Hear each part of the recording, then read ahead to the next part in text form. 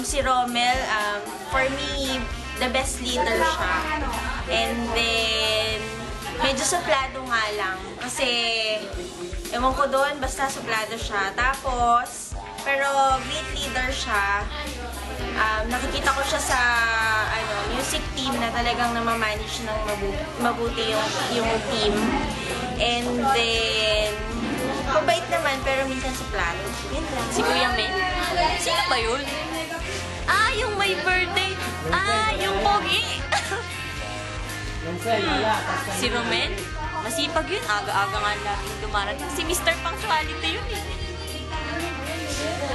Ano ba? Birthday pala niyan.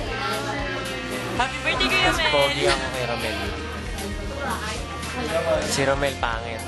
Ako pogi. Si Romel mataba, ako kaya. Happy birthday. Ang taba-taba mo. Happy birthday po. Ang pogi Ay, po. happy birthday, Romel. Si Romel ay stricto pero nasa lugar naman. Wish ko na mas stay pa kung ano ka ngayon. Tsaka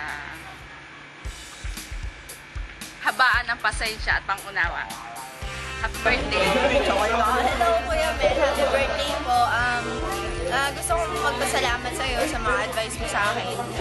Yun, sa sale, gano'n. Tsaga-tsaga, gano'n. Salamat kasi, yung basta, ano ko ba? Salamat sa, parang, ilang taon na ba yun? Yun, sa kapalitan, bandi. Yun, salamat sa pagiging kuya. Yun, bless ka pa ni Lord. Salamat, Kuya Romel. Birthday! Alam ko, napaka-tibay mong tao. God bless you. Sana maging matapang ka pa. Para lalo kami matakot sa iyo. Happy birthday. Para sa akin si Romel, para siyang si Pinehas. Yung narinig namin sa conference. Yung a man who stood up dun sa alam niyang tama. So, siya yung tipo ng tao na parang kailangan namin minsan yung yung mga tao na malakas yung loob para manindigan ko ano yung tama.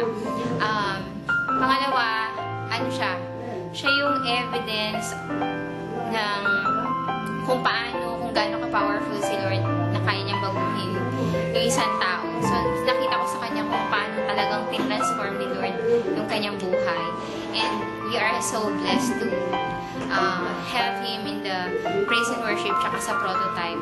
Kasi kailangan namin ng mga leaders na talagang yung great example na talagang nag-turn yung kanilang world upside down. Tapos, si Romel din, takot kami sa kanya pag nalilid kami ni Pastor. Kasi talaga siya on time. So, siya din yung tipo ng yung hindi sumusuway sa mga batas trapiko.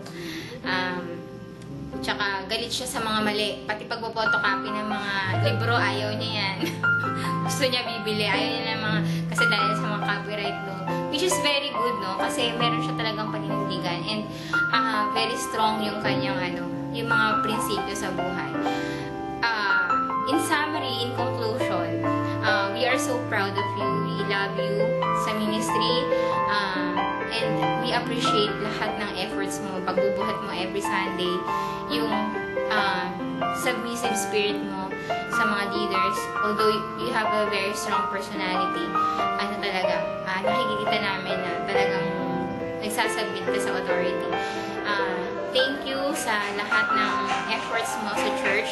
Si Lord ang magre-reward sa'yo. Ito sabihin ko, Kuya Mel, pangit mo.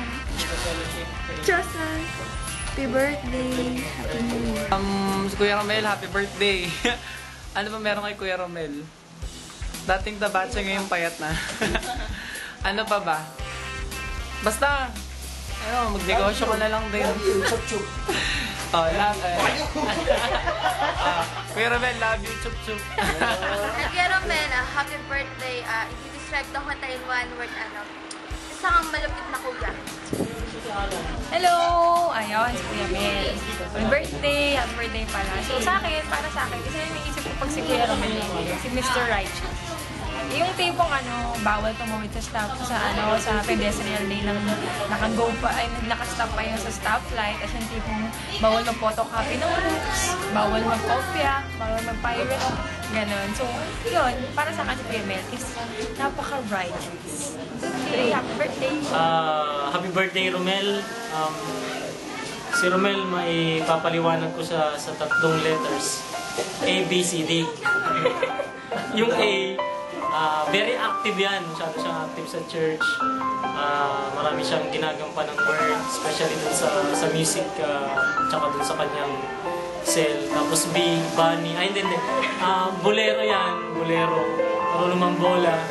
Kahit hindi totoo. Tapos C, committed siya. Kung saan siya nailagay na ministry. And D, dedicated siya sa Panginoon. So, kahit na maraming pagsubok na pinagdaanan, punta ng dito ba pero dedicated pa rin siya, pinabalik siya ng Panginoon dito para ibigay niya yung kanyang life dito sa church. So, si Romel, siya yung modern day Phineas. Si Phineas yung apo ni Aaron na nag-stand up ng panahon na krisis sa Israel.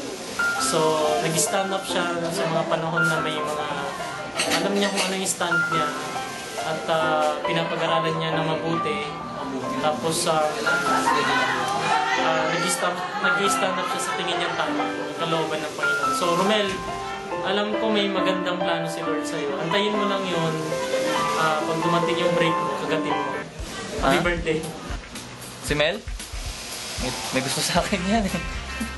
Kaasar nga eh, irita ako eh. Sino? Si Mel, may gusto sa akin. Oo. Baby! Hey, baby! Baby, hi baby. Nga pala, happy birthday.